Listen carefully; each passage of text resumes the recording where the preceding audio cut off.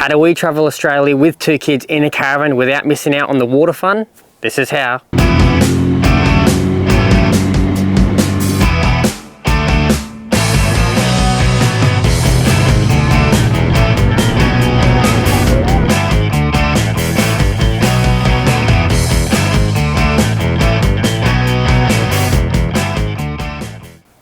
So this is our Savage 3.4 metre Jabiru, powered by a 15 horsepower Honda 4-stroke. Yeah, it's pretty light, sits on top of the roof, it's on a folding trailer. We got it pretty cheap and yeah, it's killer on the water. So a couple of things we've done to it is I've mounted in an esky, screwed it into the floor. Main reason I screwed it into is so that we can store gear in it. And it stays in here and doesn't fall out when we winch it up onto the roof. I've screwed in a bit of plywood with a bit of carpet on the floor. It's not pretty, but it was what I had in the shed. And it actually came out the back of the ute when you got that, so I've just reused it there.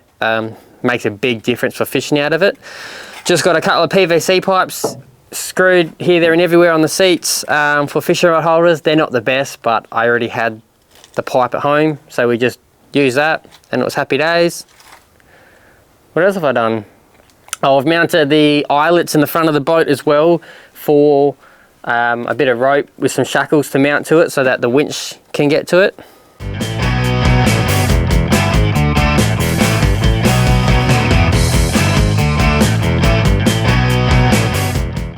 So how we transport our boat around when it's not on the roof, like when we're parked up like we are here at a campground for extended periods of time, is with this aluminium folding or collapsible trailer. So it all comes apart, parts of it fit in the ute, parts of it fit in the front box in the Caravan. It's super lightweight. It can be a bit fiddly to put together, especially the main joint at the front here. Especially once you get in a bit of salt water and then it gets a bit gritty. It can be difficult, but it's not too bad. It is a registered trailer and it is rated up to 100 k's an hour. We have no dramas towing it on the road.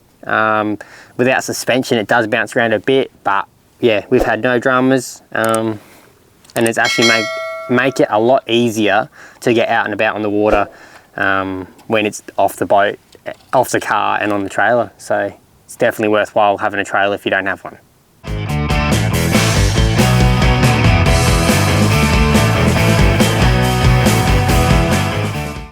So with the motor, it is one of the older Honda 15 horsepowers. I had a few issues at the start when I first got it.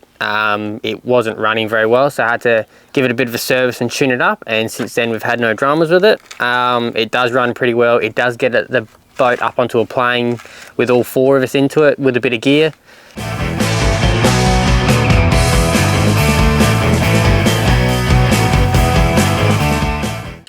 So how we get the boat on and off from the top of the car is I've made these 2 little slip-ins, and they go into some other pipe up there.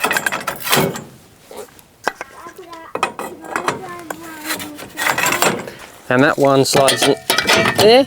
So that's for the transom to hit on the bottom for the boat. And then what we do, we've got the winch off the top of the rack that comes down, clips onto the front of the boat, and then that winches it up. The boat sides hit this and then it lifts up and on top, so I'll have to put some footage over on that because we aren't actually loading the boat up because we aren't finished using it yet. So